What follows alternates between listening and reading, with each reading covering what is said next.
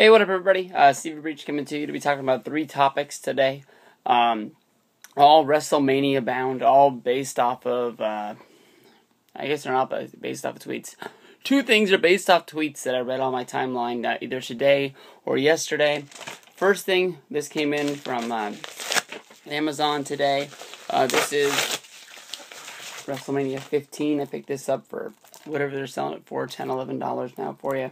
Rock vs. Austin. This is the 1 DVD from the new release that I will check out. I already know there's nothing on the inside here for you, but I did order 1 through 15 when they first came out to only find out they are the same release as the anthology release.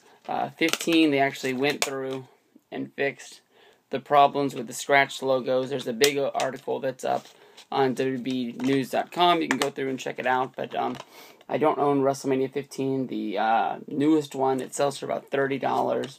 This is my placeholder for now. I bid on them all the time for $20, and one of these days I'll lock one up, but until that day, I'm just not going to go out and spend any more. At least I have this now, and I have the anthology. Anthology one is the one that I will probably never watch again because it is all jacked up from the scratch logo and everything like that. This is the one that they did go through and fix, so I honestly say that WrestleMania 15 is worth going to pick up. That is just me, but I added that to my collection. Other thing is I will be doing a DVD collection. I went through and fixed the DVDs on my shelf. The newest ones that I've bought have been put in there. And the people that commented on my last video, the thing that I did on my last DVD collection was the stupidest thing I've ever done. I apologize to everybody that said it. I will show you why when I do it. It'll probably be up in a day or two. But second thing, I saw a tweet today from my good buddy Luke Cage 29. He will always be Luke Cage 29, even though he is known as Luke Cara on good old Twitter. I guess today is the 3-year anniversary of us going to WrestleMania 26. I say us, even though all of us went solo-y. Honestly, I didn't even know Luke at WrestleMania 26, but I did know freaking 88. He didn't know me, but that's just how things work out. We honestly all sat really, really close together.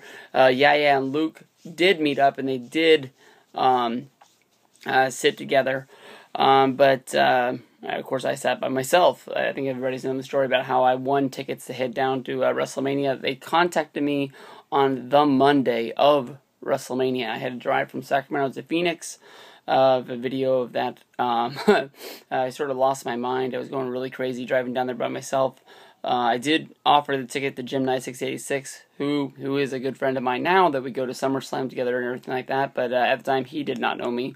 It was just sort of like a story of like somebody who was starting out on YouTube who was on the outside looking in. I was very lucky that these guys did become my friends, but I was being very stalkerish to get that. There was a point when Jim and I thought I was just trying to get him in my car to drive him to Phoenix to bury his head in the sand. But WrestleMania 26 to me, honestly, will always be one of my favorite WrestleManias.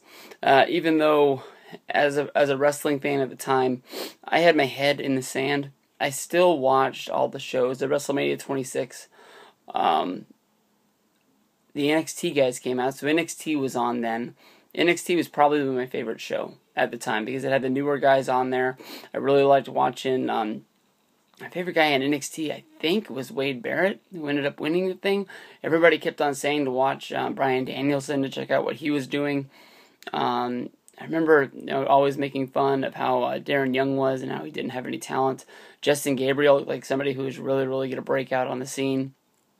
And I also really liked Michael Tarver. I thought Michael Tarver was somebody that had come out. But when it came down to watching SmackDown and watching Raw, most of the time, back in those days, they were still a 2-hour show. Oh, the good old days. But I honestly watched Raw and SmackDown. Well, I would watch Raw. Normally it would take me about 15 to 20 minutes. I would just fast forward through it and watch the stuff. And the stuff that I did watch, it was either really good or I just made fun of it the whole time. I just had... I wanted to be a wrestling fan, but it just wasn't in me at the time. I just, I don't know, I just was in a bad place, I guess, when it came to wrestling. And WrestleMania 26 was sort of like I've called it a baptismal before, I guess, where it just feels like I got baptized and I walked in the place. And I just, I don't know, I've been a whole sort of a different side of wrestling fan. I went to a house show that week, and I didn't have the same feeling. I went to it on the Sunday of WrestleMania. I mostly went to that show because I thought something really, really big would happen. Maybe they would do some Mania practice matches or something like that. It ended up just being a 6-man tag. With the SmackDown guys. The Raw guys were in Reno for the night. Actually, Jim and I saw that show. He got to see DX for the last time, which I really wish I would have been at that show. But the show that I went to was really good, and I went to a show the last time they were here before that, which I honestly don't remember all that much about. But basically, I was just in a bad place. And since WrestleMania 26, I've just become a fool. I don't know. I'm a different kind of fan. I really like to watch wrestling now. And I just sort of keep that mindset that WrestleMania 26 really did change me. Walking in there, it was just a breathtaking thing. Just, it wasn't from the heat. It wasn't from the exhaustion. It was mostly just like, there it is. Wow, that is the Super Bowl. That is the biggest thing in the world that it could be. Just, the one thing they could say is wow.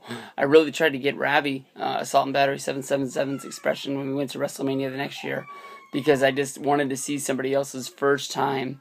Just it's not when you walk in the door. It's when you walk through the curtain and you're walking down those sets of stairs and like it's almost like you're on an escalator. You're not even paying attention to walking.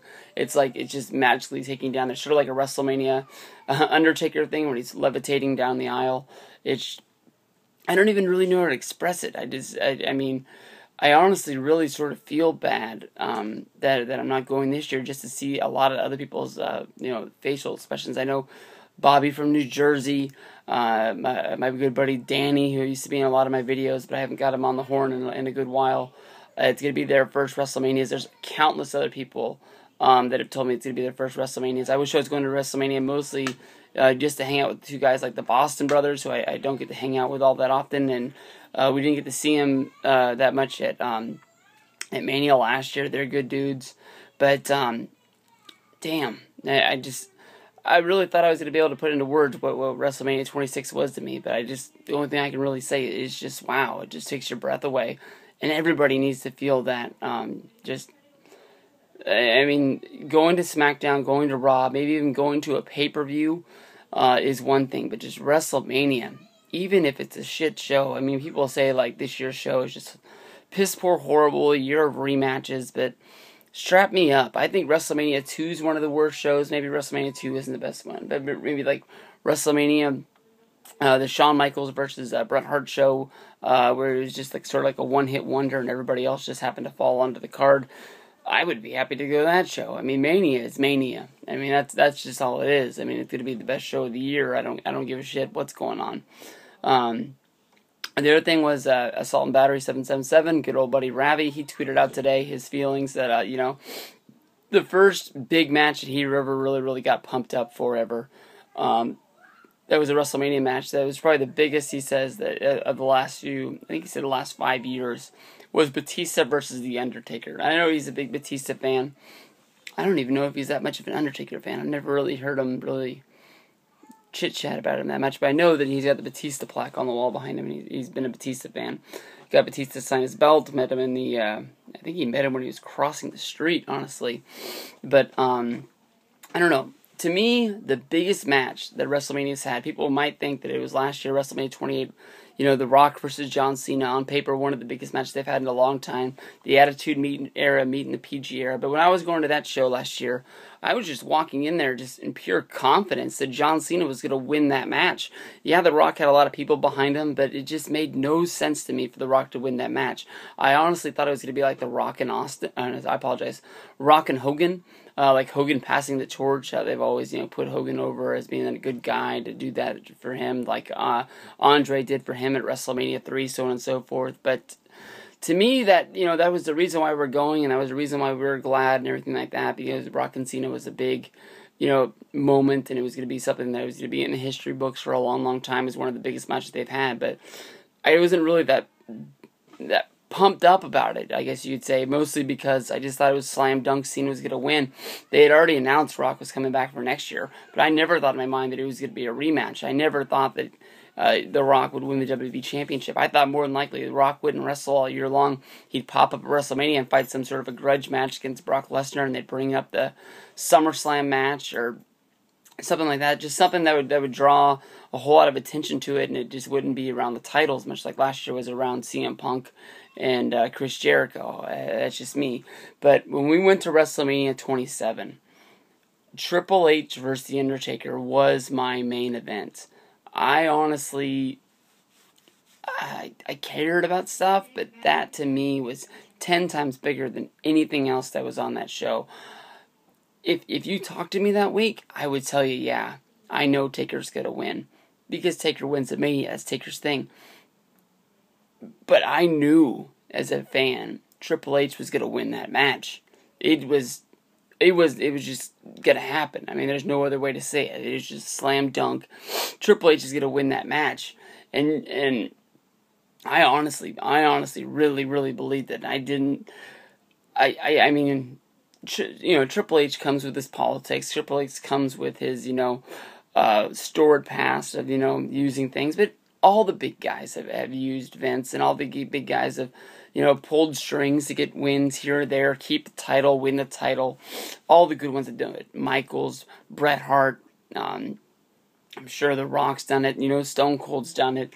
If you're big in wrestling, you've pulled those strings because, I mean, that's all you really have is to use that sort of against Vince to get what you need to get to the place that you want to be.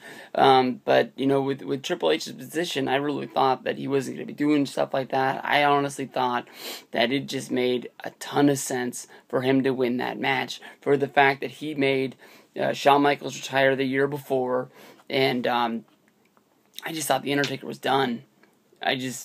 I did. I thought it made sense to get him at 20-0, but looking at him, how he didn't wrestle for a whole year, I thought they were doing him a favor by taking him out and just, ending the career just 18-0 or 18-1, whatever you want to call it. I mean, that's it. I mean, I watched that match. That match is the greatest match I've ever seen live. It's not the best match ever, but it is definitely the greatest match I've ever seen live. And I know it's a Mania match, so it's hard to compare it against anything else that I've seen live. But that just took the cake. I mean, there was a little part of me that I was scared that Triple H wouldn't win. But, I mean, watching that match, I really got into it. I really was like, yeah. I mean, the face, I've tweeted the picture out a billion times. It was my Facebook profile pic for a good time last year. But it just, that match drew me in. And I just knew it. And I was like, he's going to do it. And when he lost, I just couldn't believe it. I mean, I felt bad in a wrestling way that my guy lost, but I honestly just felt like, man, I got every dollar that I pumped into this WrestleMania trick. Every dollar that I put into this, I got it back. I mean, it was really worth it. I mean, let me know what your WrestleMania moments are. Maybe you can answer those two questions. What your thoughts were walking into your first WrestleMania. What your biggest WrestleMania match was that you had been to or you believed in. What really got you to order the show in the last 5 years or so. But there's nothing that's going to compare to it. I mean, that's all it is. Yeah. Peace out, guys. Thanks.